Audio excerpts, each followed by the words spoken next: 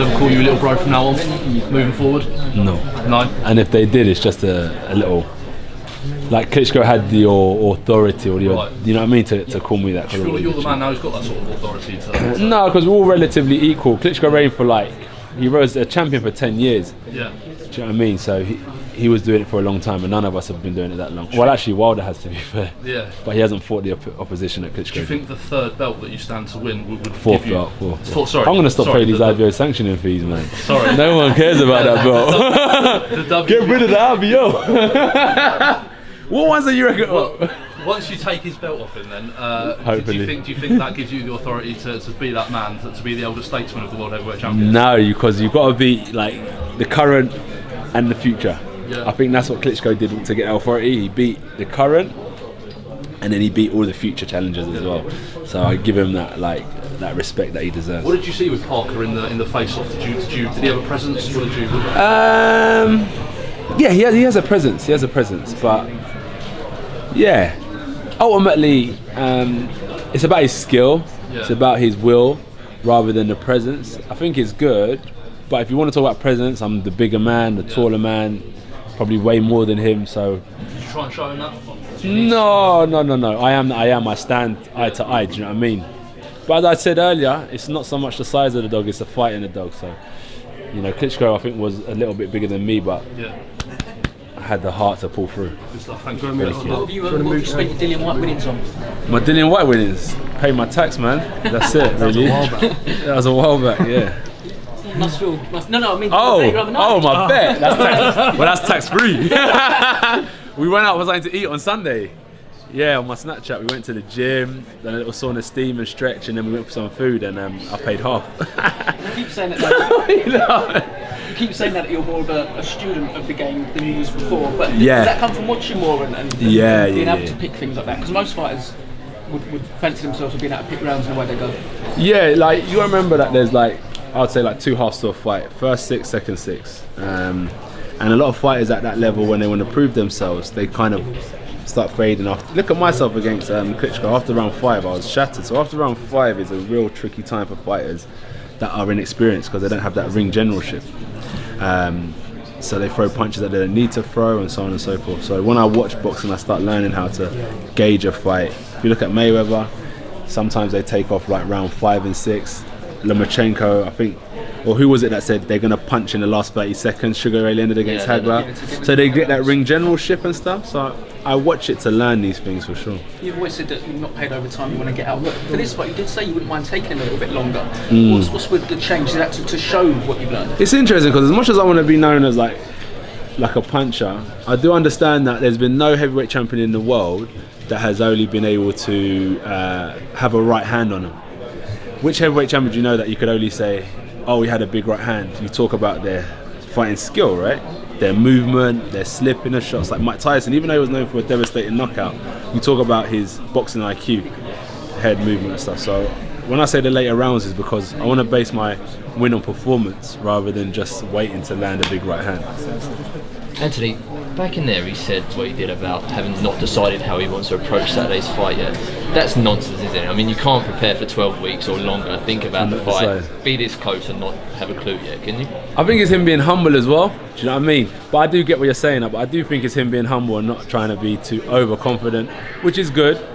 But I think everything's appropriate for the time. And at this time, I'm quite confident. I've worked hard. I've dedicated myself to the sport, so I was more than willing to say, in my head, I have to prepare for a 12-round fight. But if we're talking about where I think it will end, I'm hoping to go somewhere between 7 and 9.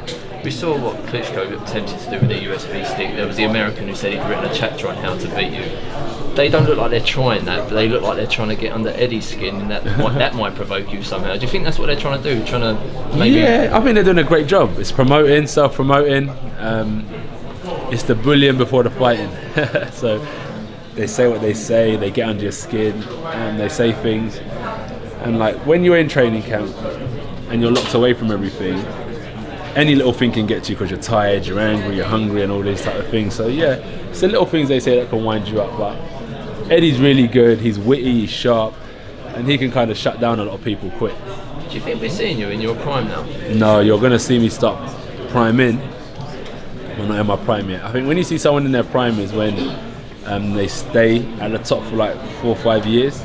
But when you see someone get into their prime, I think that's what you'll start seeing now moving forward. In the Takam fight, there was a bit of disappointment at the end because people didn't think you delivered the finish they really wanted. But then my point is that now not so much to determine, because my point is that Mayweather, as great as he is, goes 12 rounds the majority of the time, and everyone claps and says how great his performance was. Because I don't knock out my opponent in 2 rounds, it's a bad performance. Yeah. So you can't always be trying to please people because you're never going to win.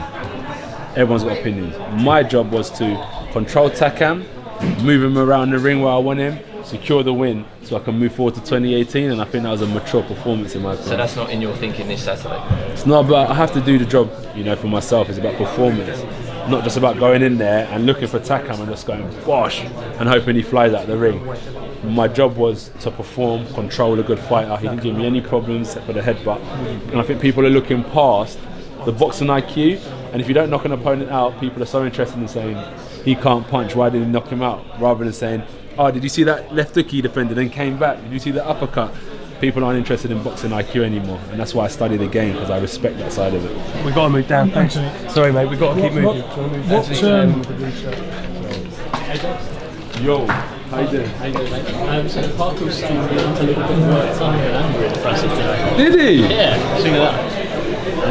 Maybe. I remember I've been locked away, not locked away, but I've been in training camp for a long time, in regiment for the last 4 months, and then like you're revealed into the big stage, so probably it's all new a bit, maybe, but you can see I'm relaxed, I'm calm, and I'm looking forward to the challenge.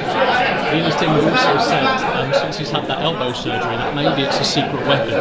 You're not prepared for the power and pace he's now going to have. I'm going to blast in that elbow. What one was it? The left one? I'm fading here and going bang to that elbow. Is that a key tactic though? You should never give away your injuries, man. That's rule number 1 in the sports industry. Don't talk about your injuries. So when you heard that news, you went, aha. Yeah.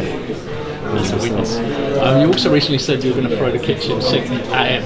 What are you expecting back? Kitchen sink. Yeah, to match it, yeah. Well, he thinks as long as he gets one clean hit on you, that'll be it. He just needs one clean hit and that'll be game over. I think we're looking at the new coming on Mike Tyson. We have to say, I think we need to brand JoshuaParker as the second coming of Mike Tyson. That's an amazing statement, if I'm honest with you. But yeah, so that's what they said about Lucas Brown on the weekend, right? All he needs is one right hand to knock you out. Doesn't always go that way. And your trainer is saying that probably Klitschko was a tougher fight than this. In terms of experience, ring generalship, yeah, of course. Fights can be tough, nothing's easy, this is elite boxing, but in terms of like the ring generalship that Vladimir Klitschko had, you can't deny them, man. He done really well. He's a really good fighter. And you just mentioning there, you're not in your prime yet. Can you tell us a bit about why that's not the case?